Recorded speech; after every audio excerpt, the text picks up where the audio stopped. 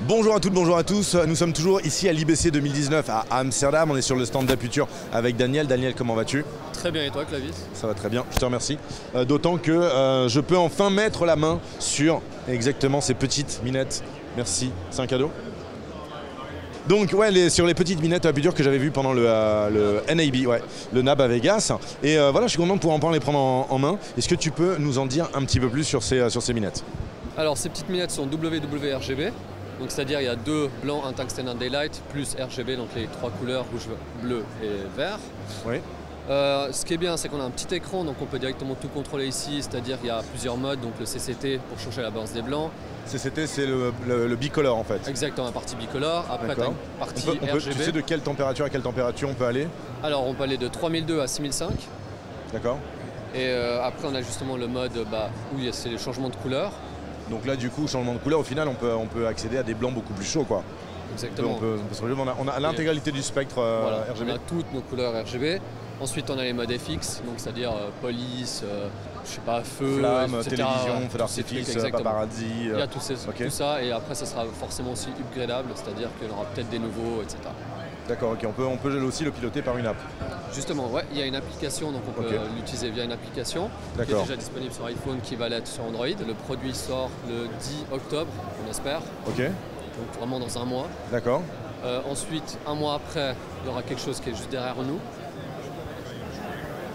Cette chose-là. Alors, oui, parce que faut savoir, là, ta minette, elle se recharge via un USB type C. Rapide. Ok, voilà. C'est-à-dire que si on fait le tour rapide de la minette, on voit qu'on a un USB type C, un bouton on-off, une molette, un petit écran à LED, et puis également un cold shoe, c'est une screw mount, un pas de vis Kodak quoi, standard.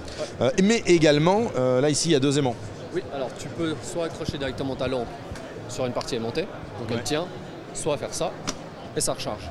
Donc alors, la partie aimantée, moi j'aime bien utiliser quand je vais en tournage, genre un porte-manteau, un pied de mille, une montée de porte, des fois même les cornières des murs, des fois sont équipés à l'intérieur de morceaux métalliques. Voilà, et ça s'accroche très bien. Maintenant, cette valise est un petit peu spéciale parce que, est-ce que tu peux m'en dire un petit peu plus sur cette valise? Pourquoi elle est si grosse et pourquoi il y a 12 LED à l'intérieur? Donc voilà, ça se recharge tout sans fil. Tu as même des ports USB et du DTAP. On est en recharge à induction là-dessus. Forcément. Oui. Et alors, est-ce que vu l'épaisseur de la valise, est-ce qu'elle est équipée elle-même d'une batterie? Non. Mais justement, elle ne sera pas de cette taille-là. Cette valise ne va pas sortir telle qu'elle, potentiellement, parce qu'elle sera peut-être plus fine, elle aura peut-être des petits rangements dessous. Okay, c'est pas un produit définitif. Non. Ça vient avec une petite diffusion ou c'est en plus ça? Non, alors ça vient dans une petite diffusion et avec aussi un petit sac et donc aussi une petite tête fluide. Ah ok, cool.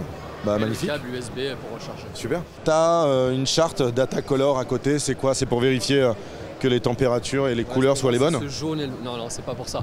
Donc via l'application, en fait, on a un color picker, donc c'est-à-dire qu'on pointe via l'application une de ces couleurs. On a pris juste un color checker. On peut prendre n'importe quelle couleur. Ça aurait pu être le logo IBC rouge, etc. Et là, on restitue directement cette couleur-là sur la LED. D'accord, donc par exemple, on peut prendre une charte d'un client, on n'aurait pas les codes... Exactement, s'il veut le violet de son logo à lui, tu le pointes. Et après, tu peux réajuster dans l'application. Si par exemple tu vois à l'œil, tu dis non, je voudrais un peu plus saturé, tu peux le resaturer via l'application. Bah, souvent, on n'a pas la même couleur et la caméra, en fonction de la température couleur qu'on a réglée dans la caméra, la couleur change beaucoup. Ouais. Très bien, magnifique. Et alors, est-ce que c'est cette application qui le contrôle est également compatible avec votre nouvelle LED? Parce qu'il y a un nouveau panneau aussi chez Aputure, beaucoup plus gros. Donc ça, c'est compatible avec le AL-MC, le 300, donc le Nova 300C. Tu veux me montrer le 300? On va y aller. Ça va? Vas-y, je te laisse passer devant.